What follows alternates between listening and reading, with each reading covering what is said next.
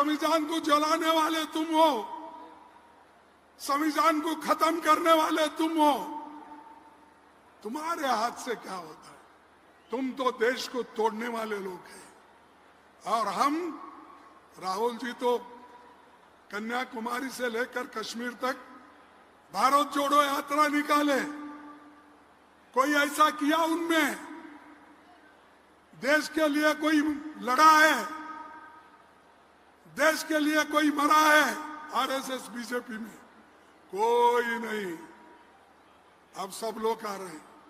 उनके बड़े बड़े नेता लोग ये बोलते थे, हेगड़ेवार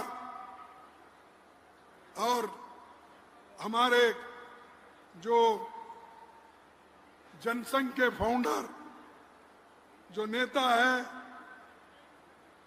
कि आप जो है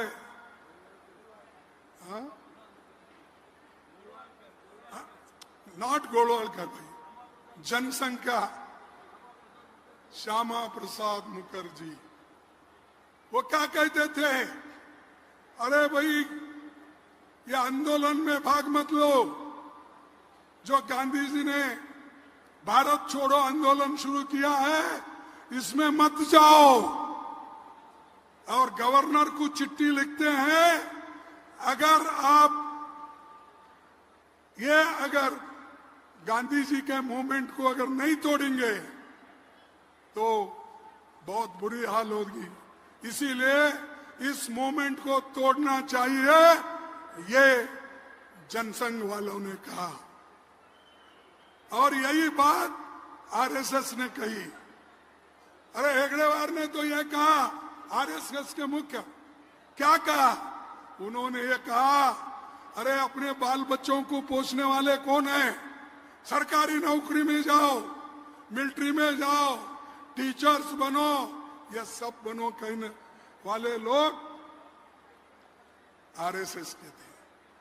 तुम्हारे घर में कोई मरा नहीं, तुम कभी फाइट नहीं किए देश के लिए, और आज आके हमारे लिए ये बात कहते हैं।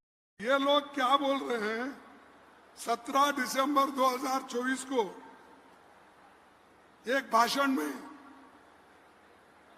शाह ने कहा, और उन्होंने बाबा साहब का अपमान किया।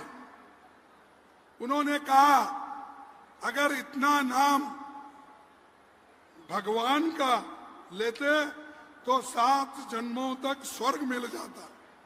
क्या लगा है बाबा साहब अंबेडकर? अगर इतना नाम आप भगवान का लेते तो 7 जन्म तक स्वर्ग पाते थे। ये अगर शाह कहता है, उसको आप सबक सिखाना चाहिए। उसका डिमांड, हम तो रिजिग्नेशन पूछे, राहुल जी ने, प्रियंका जी ने और हमारे जितने भी एमपीज हैं पार्लियामेंट के सामने धरना रखे। लेकिन आपको जरूरी है भाई, आपके लिए लड़ने वाले लोगों के साथ देते हो, या जो अंबेडकर बोल के 7 जन्मों तक तुम स्वर्ग पाते थे, उनका नाम क्यों ले रहे? ऐसा आप उनके तरफ जाते हो? यह आपको सोचना होगा। तो हमारी ये मांग थी, आज भी मांग है कि गृह मंत्री अमित शाह, उन्होंने जो ये आपत्तिजनक अपमानजनक भाषण किया, उसको क्षमा मांगना चाहिए। ये देश के लिए जो एक बहुत बड़ा काम किए बाबा साहब ने, वो उसके बारे में नहीं तो हम तो अब जंग छेड़ी है। हर जिले में कर्नाटक में ये हो रहा है और आगे भी हम करते रहेंगे। हम डरने वाले नहीं हैं। हम ऐसे बहुत से शाह को देखे, मोदी को देखे। तुम अगर गरीबों को छेड़ेंगे, दलितों को छेड़ेंगे, किसानों को छेड़ेंगे, तो कोई भी आपको किसान, दलित, आपको नहीं छोड़ेगा, कहीं माफ नहीं करेगा। तो इसलिए भाइयों, मैं आपसे यही विनती करने आया हूं। आपको आरएसएस बहुत तंग कर रही है, यूनिवर्सिटीज में आपको तंग कर रही है, दलितों के लिए कोई जगह नहीं है, कोई रिक्रूटमेंट नहीं है, ये सारी चीजें हैं। और अपने मोदी जी ने एक बात कही, उन्होंने क्या कहा कि भाई महात्मा गांधी जी को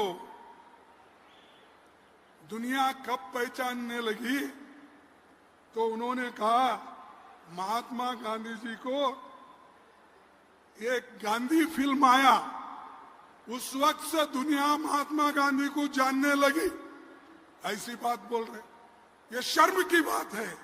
अरे गांधी जी को पूरा दुनिया जानता था। राउंड टेबल कॉन्फ्रेंस में उन्होंने जो हिंदू के लिए लड़ा, मुसलमानों के लिए लड़ा, दलितों के लिए लड़ा, ये सारा दुनिया उनको जानती थी। लेकिन मोदी बोलते हैं वो गांधी फिल्म आया तब से गांधी जी को लोग जानने लगे। ऐसे जो इतिहास पढ़ते नहीं, जो इतिहास समझते नहीं, ऐसे लोग कुर्सी पे बैठे हैं और इनको आप लोग सबक सिखाइए। हम आपके साथ हैं।